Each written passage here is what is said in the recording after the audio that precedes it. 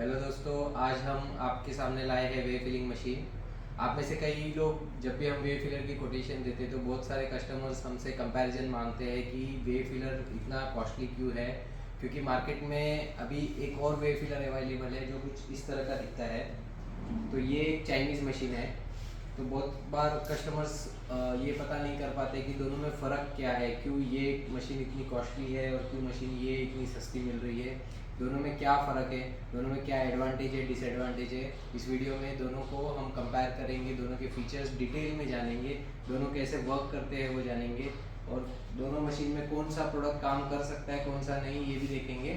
But इसके पहले आगे बढ़ने से पहले चैनल को सब्सक्राइब कर लीजिए और बेल आइकन दबाना नहीं भूलें, ताकि ऐसे और बहुत सारे वीडियोज़ के अपडेट आप तक पहुँचती रहे। तो आई होप आपने चैनल को सब्सक्राइब कर दिया है। तो पहले स्टार्ट करते हैं, इनकी वर्किंग देखते हैं किस तरह से ये मशीन काम करती है। वन बाय वन वर्किंग देखते हैं, उसके बाद हम कंपैरिजन पे आते हैं। तो इसमें अभी हम जो प्रोडक्ट आपको दिखाने जा रहे हैं ये चने हैं। यहाँ पे चने डाल के रखे हैं ताकि एक सॉलिड प्रोडक्ट का, ग्रैन्युलर प्रोडक्ट का हम आपको डेमो दिखा सकें।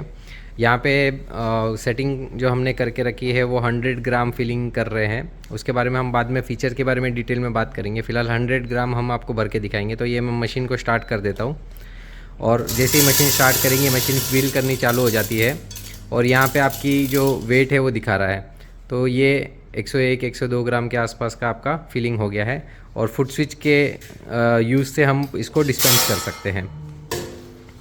तो जैसे ही एक डिस्पेंस होता है दूसरी फिलिंग स्टार्ट हो जाती है। 100 ग्राम परफेक्ट आपको मिल गया है। तो प्लस माइनस 1 और 2 ग्राम का डिफरेंस आता है, उसको भी कम किया जा सकता है और फाइन ट्यूनिंग और फाइन सेटिंग करके। इस तरह से ऑपरेटर नीचे पाउच में या जार में कलेक्ट कर सकता है मटेरियल को। तो ये हर बार बहुत ही एक्यूरेसी से हमको 100 ग्राम फिलिंग दे रही है। तो आप बोलेंगे चलो ये तो चने में हो गया, और क्या क्या प्रोडक्ट चल सकते हैं, तो इस पर हम आगे बात करेंगे। तो ये इस मशीन की वर्किंग हो गई। ऑपरेट करना बहुत ही सिंपल है, सेट करना भी बहुत सिंपल है। अभी मैं स्टॉप कर देता हूँ इसको। सेटिंग करना भी बहुत सिंपल है। यहाँ पे वाइब्रेशन की स्पीड्स दी हुई है, यहाँ पे ग्रामेज सेट करना है। टच स्क्रीन है तो कोई भी इसको इजीली सेट कर सकता है। अब आते हैं हम दूसरी मशीन पे। यहाँ पे अंदर सेम प्रोडक्ट हमने फील्ड किया हुआ है। देखते हैं इसमें क्या हमको एक्यूरेसी मिलती है। इसमें हमारे पास फिलिंग में 3 स्पीड्स है, स्लो, मीडियम, फास्ट करके 3 स्पीड है हमारे पास। तो हमने फ़िलहाल इसको मीडियम पे रखा हुआ है डिपेंडिंग ऑन द प्रोडक्ट का साइज़। और जो हमारे वेट की सेटिंग है वो यहाँ पे भी 100 ग्राम की हमने की हुई है। यहाँ से इसका माल बाहर आएगा। तो इसको मैं रन कर देता हूँ। हम जैसे ही इसको रन स्टार्ट करेंगे इस तरह से फीडिंग चालू होती है, और जैसे ही इसका वज़न कंप्लीट हुआ, इसमें भी हमको परफेक्ट 100 ग्राम मिल गया। इसका भी हम फुट स्विच दबा के माल को बाहर निकाल सकते हैं। कुछ इस तरह से इसकी वर्किंग हो रही है। जैसे ही एक साइकिल कंप्लीट होगी ऑटोमेटिक दूसरी साइकिल स्टार्ट हो जाती है, और इसमें भी हमको परफेक्ट एक्यूरेसी मिल रहा है।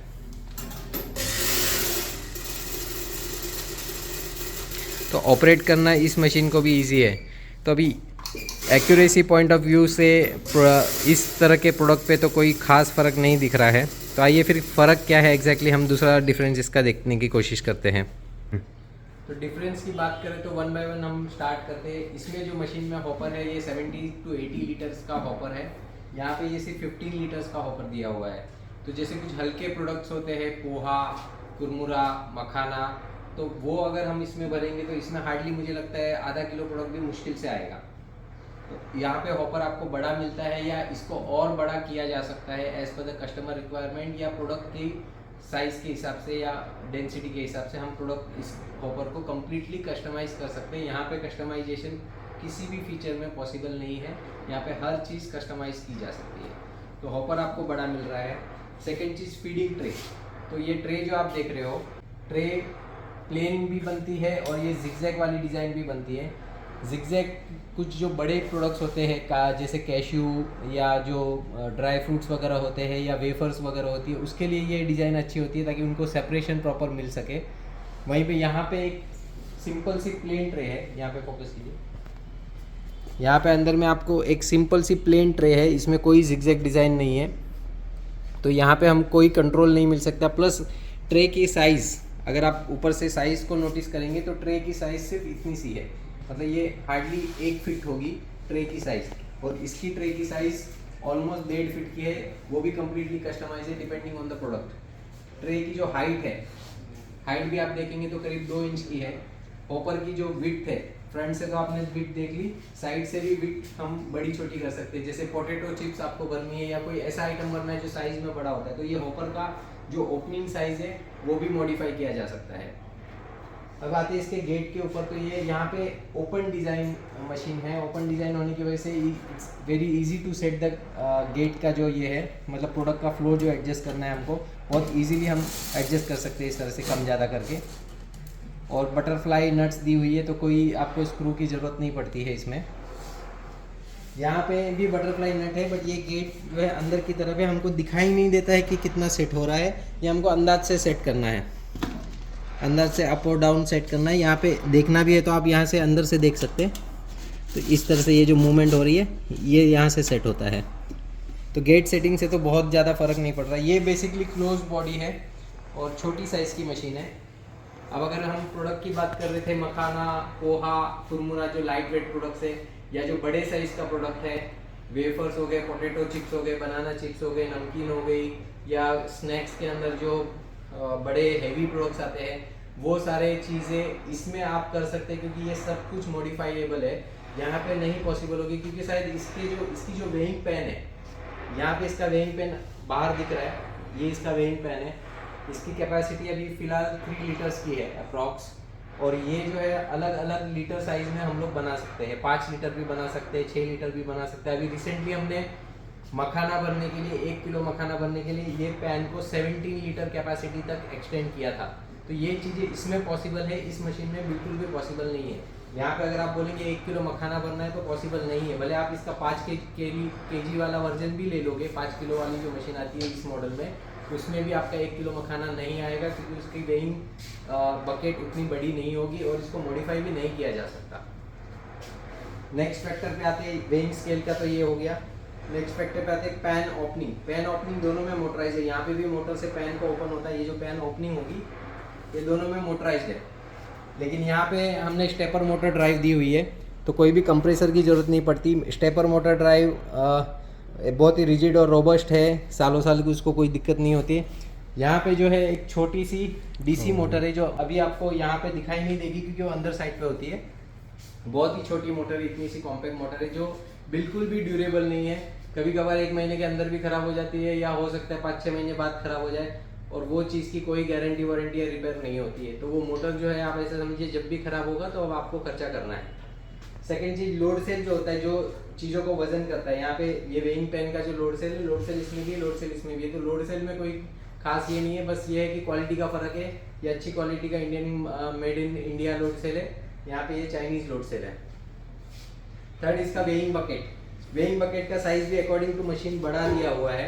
यहाँ पे वेइंग बकेट ये रहा, sorry dispensing bucket, I am sorry, this is dispensing bucket, जहाँ से माल गिर के नीचे निकलता है। तो इसको भी हम कंप्लीट मॉडिफाई कर सकते हैं। नीचे का जो ये पोर्शन है, या यहाँ पे कुछ अलग लंबा लगाना है, जैसे हमने ये नया बना के दिया है अलग सा, अलग अलग पाउच साइज़ के लिए, या जो प्रोडक्ट अलग अलग होंगे उसके हिसाब से। जैसे ये एक कस्टमाइज फनल है जो छोटे पाउच में भरने के काम आता है। तो डिपेंडिंग ऑन अलग अलग प्रोडक्ट हम लोग इसको कम्प्लीटली कस्टमाइज़ किया जा सकता है, यहाँ पे नहीं किया जा सकता। अब आते हैं इसके कंट्रोल पैनल पे कि कंट्रोल पैनल कैसे काम करता है। खर्चे की बात तो हो गई कि यहाँ पे आपको मोटर जल्दी ख़राब हो सकती है, कोई उसका भरोसा नहीं है कब ख़राब होगी कब नहीं होगी। साइज इसमें छोटा है, बड़ा प्रोडक्ट नहीं हो सकता। ये 2-3 पॉइंट क्लियर हो गए। तो ये यहाँ पे इसका कंट्रोल पैनल है, completely made in India component के साथ। PLC, load cell controller, touch HMI, सब कुछ यहाँ पे made in India available components है, जो कभी भी अगर कुछ भी इशू आता है तो वारंटी के साथ आता है, रिपेयरेबल है, जो कि वहाँ पे नहीं है। यहाँ पे ये एक फिक्स फॉर्मेट की पीएलसी दी हुई है। ये भी एक प्रोग्रामेबल लॉजिक कंट्रोल यूनिट है, लेकिन ये fix format touch button based system है। ये चीज़ भी कुछ टाइम के बाद अगर इस सर्किट में कोई भी इशू होता है तो ये रिपेयरेबल नहीं है, इसको आपको आइदर रिप्लेस ही करना पड़ेगा पूरा का पूरा। तो ये एक आपका बड़ा खर्चा हो जाता है जब कभी ये ख़राब होता है, और ख़राब होने के रीज़न बहुत सारे हो जाते हैं कि इसकी लाइफ भी कम है, और आफ्टर से 1 और 2 year may be due to power fluctuation या डस्ट उड़ने की वजह से वगैरह ये खराब हो सकता है, क्योंकि यहाँ पे कुछ जो पीएलसी का अंदर का पार्ट है वो प्रोडक्ट को ओपन है, मतलब इस तरह से सेपरेटली कंट्रोल पैनल में पैक नहीं है कोई भी इलेक्ट्रिक कंपोनेंट, सब कुछ ओपन टू एयर है। तो अगर कोई भी प्रोडक्ट आप भर रहे हो तो उसकी धूल मिट्टी सब कुछ उस सर्किट में भी जा रहा है, तो अल्टीमेटली वो खराब होना ही है एक टाइम के बाद। अब फीचर की बात करते हैं, तो फीचर का देखेंगे तो यहाँ पे 4 इंच की टच HMI स्क्रीन है। सेट करना एकदम इजी है। इसमें सेटिंग में जाके आप यहाँ पे टारगेट वेट सेट कर सकते हैं, उसमें कोर्स भी आप सेट कर सकते हैं, फाइन भी आप सेट कर सकते हैं। कोर्स और फाइन क्या होता है? कोर्स और फाइन का मतलब है कि कोर्स जो है, जो मेन 100 ग्राम का 80% जो है वो हाई स्पीड पे फिल होगा और बाद में जो बचा हुआ पाग है वो स्लो स्पीड पे फिल करेगा इस स्पीड पे। तो ये सब आप सेट कर सकते हैं। बाकी बहुत सारे इसमें मोड्स हैं, कैलिब्रेशन हो सकता है, ड्रेन मोड है, ऑटो मोड है, ड्रेन हो सकता है, रन हो सकता है, इनपुट आउटपुट में कौन सा चीज़, कोई चीज़ ख़राब है, नहीं चल रही है, अभी एट प्रेजेंट मशीन के फंक्शन का क्या स्टेटस है वो सब दिखा रहा है आपको। ये टेस्ट मतलब ये मैं मैन्युअली एक एक फंक्शन को चेक करके रन कर सकता हूँ। तो ये सारी चीज़ें और बाकी सब बहुत सारी टाइमिंग्स भी है, and then weight very in flight fill भी है और वेट वेरीफाई फंक्शन भी है। मतलब इसमें हमारा एक फंक्शन ये भी है कि जो प्रोडक्ट अभी भी हवा में है, जो ना तो वेइंग स्केल में है ना इधर है, जो गिर रहा है अभी भी हवा में है, उसका वेट भी हम कंसिडरेशन में ले सकते हैं टू गेट मोर एक्यूरेसी।